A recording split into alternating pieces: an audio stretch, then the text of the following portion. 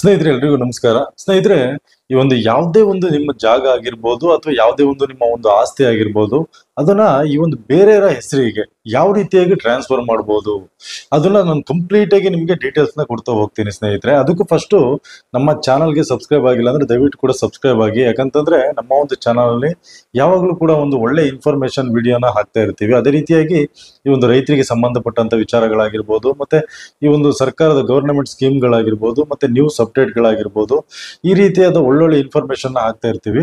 So ಹಾಗಾಗಿ subscribe ಮಾಡ್ಕೊಳ್ಳೋದ್ರಿಂದ ನಮಗೂ ಕೂಡ ಒಂದು ನಿಮ್ಮ ಒಂದು ಬೆಂಬಲನ ಕೊಟ್ಟಂಗೆ ಆಗುತ್ತೆ ಅಂತ ನಾನು ಹೇಳಲಿಕ್ಕೆ ಇಷ್ಟಪಡ್ತೀನಿ. ಹಾಗೇನೆ ನೀವು ಫಸ್ಟ್ ಮೊದಲನೇದಾಗಿ ನೀವು ಈ ಒಂದು ಯಾವುದೇ ಒಂದು ನಿಮ್ಮ ಜಾಗಗಳನ್ನ, ಯಾವುದೇ ಒಂದು ಜಮೀನುಗಳನ್ನ, ಸೊ ಅಥವಾ ಯಾವುದೇ ಒಂದು ನಿಮ್ಮ ಒಂದು ಸೈಟ್ಗಳನ್ನ ಆಗಿರ್ಬೋದು, ಯಾವುದೇ ಆದ್ರೂ ಕೂಡ ರಿಜಿಸ್ಟರ್ ಮಾಡೋದಿಕ್ಕೆ, ಅಥವಾ ನಿಮ್ಮ ಒಂದು ಮಕ್ಕಳಿಗಾದ್ರೂ ಕೂಡ, ನಿಮ್ಮ ಮಕ್ಕಳ ಒಂದು ಹೆಸರಿಗಾದ್ರೂ ಕೂಡ ರಿಜಿಸ್ಟರ್ ಮಾಡೋದಿಕ್ಕೆ ಏನು ಮಾಡ್ಬೇಕಾಗುತ್ತೆ, ಯಾವುದೆಲ್ಲ ದಾಖಲಾತಿಗಳು ಬೇಕಾಗುತ್ತೆ ಅನ್ನೋದನ್ನ ನಾನು ಹೇಳ್ತಾ ಹೋಗ್ತೀನಿ. ಸೊ ಅದೇ ರೀತಿಯಾಗಿ ನನಗೆ ತುಂಬಾ ಜನ ಕಮೆಂಟ್ ಕೂಡ ಮಾಡಿದ್ರು, ಸರ್ ನಮ್ಮ ಒಂದು ತಂದೆ ಆಸ್ತಿನ ನಾವು ರಿಜಿಸ್ಟರ್ ಮಾಡ್ಬೇಕಂತಂದ್ರೆ, ಟ್ರಾನ್ಸ್ಫರ್ ಮಾಡ್ಕೋಬೇಕು ನಮ್ಮ ಹೆಸರಿಗೆ ಅಂತಂದ್ರೆ ಏನ್ ಮಾಡ್ಬೇಕು, ಯಾವ ರೀತಿಯಾಗಿ ರಿಜಿಸ್ಟರ್ ಮಾಡ್ಬೋದು ಅಂತ ತುಂಬಾ ಜನ ಕೇಳ್ತಾ ಇದ್ರು.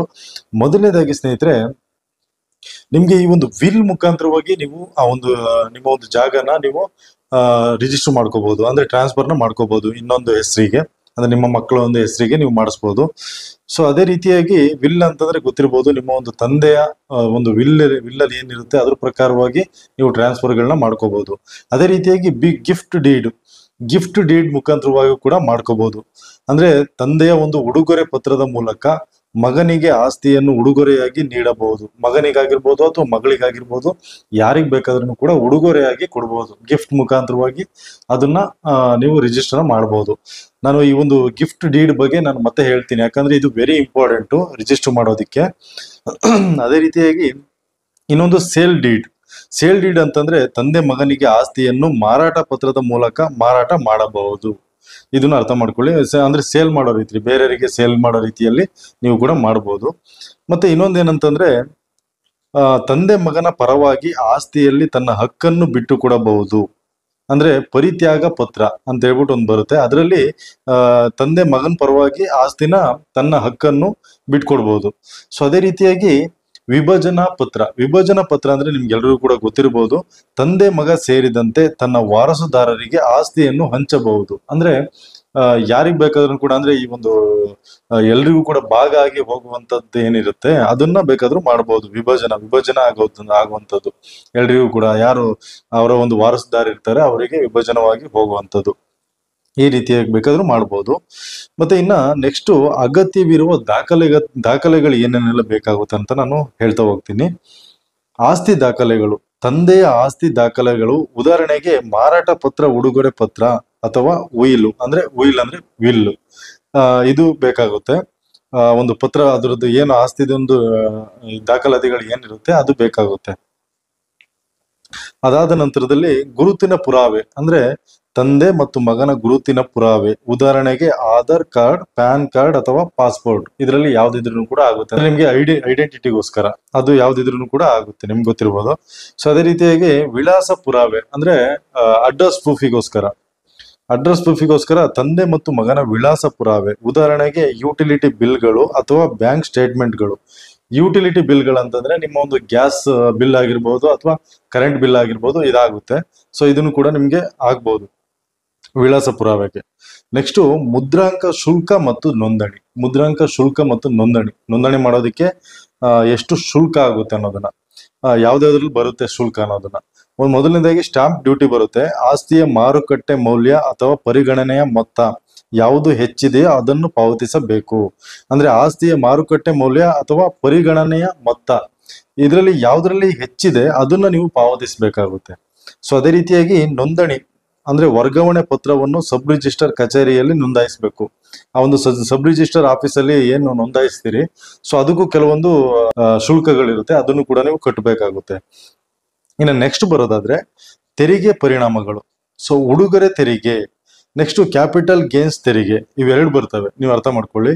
ಉಡುಗೊರೆ ತೆರಿಗೆಯಲ್ಲಿ ವಾರ್ಷಿಕ 50,000ವರೆಗೆ ವಿನಾಯಿತಿ.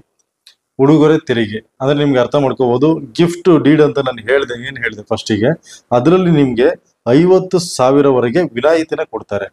ಕ್ಯಾಪಿಟಲ್ ಗೇನ್ಸ್ ತೆರಿಗೆಯಲ್ಲಿ ಆಸ್ತಿಯನ್ನು ಮಾರಾಟ ಮಾಡಿದರೆ ಅಥವಾ ಪರಿಗಣನೆಗೆ ವರ್ಗಾಯಿಸಿದರೆ ಅನ್ವಯಿಸುತ್ತದೆ. ಆ ಒಂದು ಏನು ಆ ಇದೆ ಏನಿದೆ ಟ್ಯಾಕ್ಸ್, ಅದನ್ನ ನಿಮ್ಗೆ ಕ್ಯಾಪಿಟಲ್ ಗೇನ್ಸ್ ತೆರಿಗೆಯಲ್ಲಿ ನಿಮ್ಗೆ ಅದನ್ನ ಕೊಡ್ಲೇಬೇಕಾಗುತ್ತೆ ನೀವು. ಆದ್ರೆ ಉಡುಗೊರೆ ತೆರಿಗೆಯಲ್ಲಿ ನೀವು ಕೊಡುವ 50,000ವರೆಗೆ ವಿನಾಯಿತಿ ಕೊಡ್ತಾರೆ.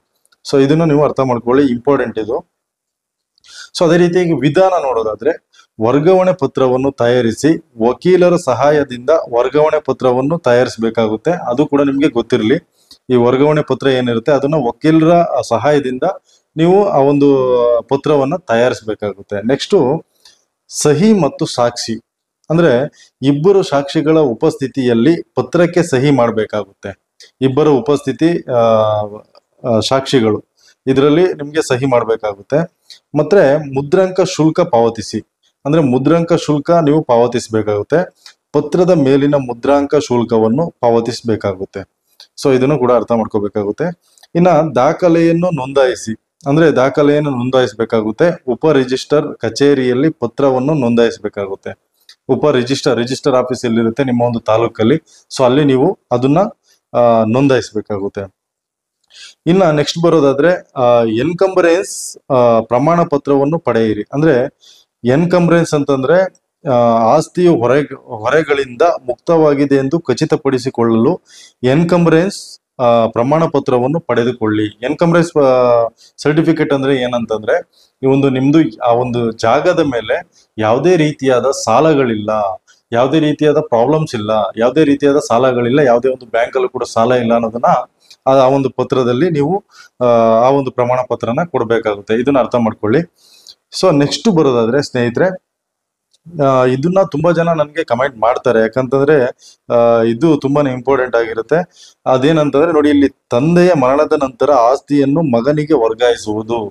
ತಂದೆಯ ಮರಣ ಆದ ನಂತರದಲ್ಲಿ ಆಸ್ತಿಯನ್ನು ಯಾವ ರೀತಿಯಾಗಿ ವರ್ಗಾಯಿಸಬೇಕಾಗುತ್ತೆ ಅನ್ನೋದನ್ನು ಕೂಡ ನಾನು ಇದರಲ್ಲಿ ಕವರ್ ಮಾಡಿ ಹೇಳ್ತಾ ಇದ್ದೀನಿ. ಸೊ ಯಾಕಂತಂದ್ರೆ ತುಂಬಾ ಜನರಿಗೆ ಈ ಒಂದು ಸಮಸ್ಯೆ ಇದ್ದೇ ಇರುತ್ತೆ. ಅದಕ್ಕೆ ಅಂದ್ರೆ ತಂದೆ ಮರಣದ ನಂತರದಲ್ಲಿ ಬೇಕಾಗಿರುವಂತ ದಾಖಲಾತಿಗಳನ್ನ ನಾನು ಹೇಳ್ತಾ ಹೋಗ್ತೀನಿ. ಮೊದಲನೇದಾಗಿ ಮರಣ ಪ್ರಮಾಣ ಪತ್ರ ಬೇಕಾಗುತ್ತೆ. ತಂದೆ ಏನಾದ್ರು ಮರಣ ಹೊಂದಿದ್ರೆ ಅವರ ಒಂದು ಪ್ರಮಾಣ ಪತ್ರ ಬೇಕಾಗುತ್ತೆ, ತುಂಬಾನೇ ಇಂಪಾರ್ಟೆಂಟು. ಇದನ್ನ ಮಾಡಿಸ್ಲೇಬೇಕಾಗುತ್ತೆ ನೀವು. ಮತ್ತೆ ನೆಕ್ಸ್ಟ್ ಇನ್ನ ಉತ್ತರಾಧಿಕಾರ ಪ್ರಮಾಣ ಪತ್ರ. ಮಗನ ಉತ್ತರಾಧಿಕಾರದ ಹಕ್ಕನ್ನು ಸ್ಥಾಪಿಸಲು ನ್ಯಾಯಾಲಯದಿಂದ ನೀಡಲಾಗಿದೆ. ಆ ಒಂದು ನ್ಯಾಯಾಲಯದಿಂದ ಆ ಒಂದು ಉತ್ತರಾಧಿಕಾರಿ ಪತ್ರವನ್ನ ಕೊಡ್ತಾರೆ, ಅದನ್ನು ಕೂಡ ನೀವು ತಗೋಬೇಕಾಗುತ್ತೆ. ಮತ್ತೆ ಇನ್ನ ಪ್ರೋಬೇಟ್ ಆಫ್ ವಿಲ್. ತಂದೆಯ ಉಯಿಲು ಬಿಟ್ಟರೆ ಪ್ರೋಬೇಟ್ ಅಗತ್ಯವಿದೆ. ಉಯಿಲು ಅಂದ್ರೆ ವಿಲ್ ಇದ್ರೆ ಪರವಾಗಿಲ್ಲ, ಅದಿದ್ರೂ ಕೂಡ ಆಗುತ್ತೆ. ಅದ್ ಬಿಟ್ರೆ ಇನ್ನ ಪ್ರೋಬೇಟ್ ಅಗತ್ಯವಿದೆ, ಅದನ್ನು ಕೂಡ ನೀವು ತಗೊಂಡು ಹೋಗ್ಬೇಕಾಗುತ್ತೆ. ಅಬ್ಜೆಕ್ಷನ್ ಸರ್ಟಿಫಿಕೇಟ್ ಅಂದ್ರೆ NOC ಕೂಡ ನೀವು ತಗೊಂಡು ಹೋಗ್ಬೇಕಾಗುತ್ತೆ. ಅಬ್ಜೆಕ್ಷನ್ ಸರ್ಟಿಫಿಕೇಟ್ ತಗೊಂಡು ಹೋಗ್ಲೇಬೇಕಾಗುತ್ತೆ. ಅಂದ್ರೆ ಇತರ ಕುಟುಂಬ ಸದಸ್ಯರಿಂದ ಅನ್ವಯಿಸಿದರೆ, ಇತರ ಕುಟುಂಬದ ಏನಾರಾದ್ರೂ ಅಕ್ಕ ತಂಗಿ ಅಣ್ಣ ತಮ್ಮ ಅವರು ಇವರು ಯಾರಾದ್ರೂ ಇದ್ರೆ, ಸೊ ಅದನ್ನ NOC ಒಂದು ತಗೊಂಡು ಹೋಗ್ಬೇಕಾಗುತ್ತೆ ನೀವು, ಅಬ್ಜೆಕ್ಷನ್ ಸರ್ಟಿಫಿಕೇಟ್ನ. ನೆಕ್ಸ್ಟ್ ಇನ್ನು ಗುರುತಿನ ಪುರಾವೆ. ನಿಮ್ಗೆ ಗೊತ್ತಿರ್ಬೋದು, ಮಗನ ಗುರುತಿನ ಪುರಾವೆ, ಆಧಾರ್, ಪ್ಯಾನ್, ಪಾಸ್ಪೋರ್ಟ್ ಇಷ್ಟನ್ನ ತಗೊಂಡೋಗಿ, ಇದ್ರಲ್ಲಿ ಯಾವ್ದಾದ್ರು ಕೂಡ ಒಂದು ಆಗುತ್ತೆ, ತಗೊಂಡು ಹೋಗ್ಬೋದು. ವಿಳಾಸ ಪುರಾವೆ, ಮಗನ ವಿಳಾಸ ಪುರಾವೆ, ಯುಟಿಲಿಟಿ ಬಿಲ್ಗಳು, ಬ್ಯಾಂಕ್ ಸ್ಟೇಟ್ಮೆಂಟ್ ಇದ್ರೂ ಆಗುತ್ತೆ.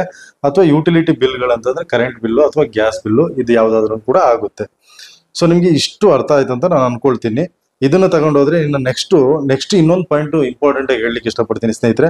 ನೀವು ಯಾರೇ ಆದ್ರೂ ಕೂಡ ಈ ಒಂದು ಆಸ್ತಿನ ರಿಜಿಸ್ಟರ್ ಮಾಡ್ಬೇಕಂತಂದ್ರೆ ನೀವು ಆದಷ್ಟು ಕೂಡ ಈ ಗಿಫ್ಟ್ ಡೀಡ್ ಮುಖಾಂತರನೇ ನೀವು ರಿಜಿಸ್ಟರ್ ಮಾಡ್ಕೊಳ್ಳಿ. ಯಾಕಂತಂದ್ರೆ ಇವತ್ತು ಏನೋ ಸ್ಟಾಂಪ್ ಡ್ಯೂಟಿ ಚಾರ್ಜಸ್ ಎಲ್ಲ ತುಂಬಾನೇ ಹಾಕ್ತಾರಲ್ವಾ, ಅದನ್ನೆಲ್ಲದನ್ನು ಕೂಡ ನೀವು ಅವಾಯ್ಡ್ ಮಾಡ್ಬೋದು. ಅದೆಲ್ಲದೂ ಕೂಡ ನಿಮ್ಗೇನೆ ಉಳಿಯುತ್ತೆ ಗಿಫ್ಟ್ ಡೀಡ್ ಮುಖಾಂತರ ಆದ್ರೆ. ಅದೇ ರೀತಿಯಾಗಿ ಹಾಗೇನೆ ಈ ಒಂದು ಕ್ಯಾಪಿಟಲ್ ಗೇನ್ಸ್ ತೆರಿಗೆ ಏನಿರುತ್ತಲ್ವಾ, ಅದರಲ್ಲಿ ಅಂದ್ರೆ ಈ ಒಂದು ಈ ಆಸ್ತಿ ಏನಾದ್ರು ಮಾರಾಟ ಮಾಡೋಂಥದ್ದು ಆ ರೀತಿಯಾಗಿ ಏನಾದ್ರು ಕೂಡ ನಿಮ್ಗೆ ಹೇಳುದ್ನಲ್ವ ಇಲ್ಲಿ ಫಸ್ಟ್ ಸೇಲ್ ಡೀಡ್ ಅಂತ ಏನಿರುತ್ತೆ, ಸೇಲ್ ಡೀಡ್ ಅಲ್ಲಿ ನಾನು ಮಾಡಿಸ್ತೀನಿ ಅಂತಂದ್ರೆ ಅದಕ್ಕೆ ಕ್ಯಾಪಿಟಲ್ ಗೇನ್ ಟ್ಯಾಕ್ಸ್ ಇರುತ್ತೆ, ಅದನ್ನ ನೀವು ಕಟ್ಟಿ ಅದಾದ ನಂತರದಲ್ಲಿ ರಿಜಿಸ್ಟರ್ ಮಾಡಬೇಕಾಗುತ್ತೆ. ನೀವು ಆದಷ್ಟು ಕೂಡ ನಿಮ್ಮ ಸಂಬಂಧಿಕರಾಗಿದ್ರೆ, ಸೊ ಆಸ್ತಿ ಏನಾದ್ರು ನಿಮ್ಮ ಸಂಬಂಧಿಕರ ಒಳಗಡೆ ಏನಾದ್ರು ರಿಜಿಸ್ಟರ್ ಮಾಡ್ಬೇಕಂತಂದಿದ್ರೆ ಅದನ್ನ ನೀವು ಗಿಫ್ಟ್ ಮುಖಾಂತರನೇ ನೀವು ರಿಜಿಸ್ಟರ್ ಮಾಡೋದಕ್ಕೆ ಟ್ರೈ ಮಾಡಿ, ಗಿಫ್ಟ್ ಮುಖಾಂತರನೇ ಟ್ರಾನ್ಸ್ಫರ್ ಮಾಡೋದಕ್ಕೆ ಟ್ರೈ ಮಾಡಿ ಅಂತ ನಾನು ಹೇಳಿಕ್ಕೆ ಇಷ್ಟಪಡ್ತೀನಿ. ಸ್ನೇಹಿತರೆ, ನಿಮ್ಗೆ ಈ ಒಂದು ವಿಡಿಯೋ ನಿಮ್ಗೆ ತುಂಬಾನೇ ಇಷ್ಟ ಆಯ್ತು ಅಂತ ಅನ್ಕೊಳ್ತೀನಿ. ದಯವಿಟ್ಟು ಕೂಡ ಇಷ್ಟ ಆದ್ರೆ ನಮ್ಮ ಒಂದು ಚಾನಲ್ಗೆ ಸಬ್ಸ್ಕ್ರೈಬ್ ಮಾಡಿ, ಹಾಗೇನೆ ಸಪೋರ್ಟ್ ಮಾಡಿ. ನಿಮ್ಮ ಒಂದು ಬೆಂಬಲ ನಮ್ಗೆ ತುಂಬಾನೇ ಇಂಪಾರ್ಟೆಂಟ್ ಅಂತ ನಾನು ಹೇಳಿಕ್ಕೆ ಇಷ್ಟಪಡ್ತೀನಿ. ಇದೇ ರೀತಿಯಾದ ಹೊಸ ವಿಡಿಯೋಗಳನ್ನ ನಾವು ಮಾಡ್ತಾ ಇರ್ತೀವಿ. ಅದೇ ರೀತಿಯಾಗಿ ನಾನು ಲಾಸ್ಟ್ ವಿಡಿಯೋನು ಕೂಡ ಮಾಡಿದ್ದೀನಿ. ನಿಮ್ಗೆ ಅದ್ರದ್ದು ಏನಾದ್ರು ಅವಶ್ಯಕತೆ ಇದ್ರೆ ಅದನ್ನು ಕೂಡ ನೀವು ನೋಡ್ಬೋದು. ಈ ಸ್ವತ್ತು ಮಾಡೋದನ್ನ ಯಾವ ರೀತಿಯಾಗಿ ಮಾಡ್ಬೋದು ಅನ್ನೋದನ್ನ ನಾನು ಸಂಪೂರ್ಣವಾಗಿ ಅದರಲ್ಲಿ ಡೀಟೇಲ್ ಆಗಿ ನಾನು ಹೇಳಿದ್ದೀನಿ. ಆ ಒಂದು ವಿಡಿಯೋನು ಕೂಡ ನಿಮ್ಗೆ ಏನಾದ್ರು ಇಂಪಾರ್ಟೆಂಟ್ ಇದ್ರೆ ಅದನ್ನು ಕೂಡ ನೀವು ನೋಡ್ಬೋದು. ಅಂದ್ರೆ ಈ ಒಂದು ಗ್ರಾಮ ಪ್ರದೇಶದಲ್ಲಿ ಯಾರು ಇರ್ತೀರಾ, ಹಳ್ಳಿಗಳಲ್ಲಿ ಯಾರು ಇರ್ತೀರಾ, ನಿಮ್ಗೆ ಇದು ತುಂಬಾನೇ ಇಂಪಾರ್ಟೆಂಟು ಈ ಸ್ವತ್ತು ಮಾಡೋದು. ಸೊ ಹಾಗಾಗಿ ಆ ಒಂದು ವಿಡಿಯೋನು ಕೂಡ ಮಾಡಿದ್ದೀನಿ.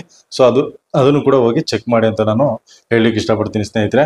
ಓಕೆ ಸ್ನೇಹಿತರೆ, ಈ ವಿಡಿಯೋನ ಇಲ್ಲಿಗೆ ಮುಗಿಸ್ತಾ ಇದ್ದೀನಿ. ಮುಂದಿನ ವಿಡಿಯೋದಲ್ಲಿ ಮತ್ತೆ ಸಿಗ್ತೀನಿ, ಒಂದು ಒಳ್ಳೆ ಇನ್ಫಾರ್ಮೇಶನ್ ಜೊತೆ ನಿಮ್ಗೆ ಸಿಗ್ತೀನಿ ಅಂತ ಹೇಳ್ತಾ ಈ ವಿಡಿಯೋನ ಮುಗಿಸ್ತೀನಿ ಸ್ನೇಹಿತರೆ. ಧನ್ಯವಾದ.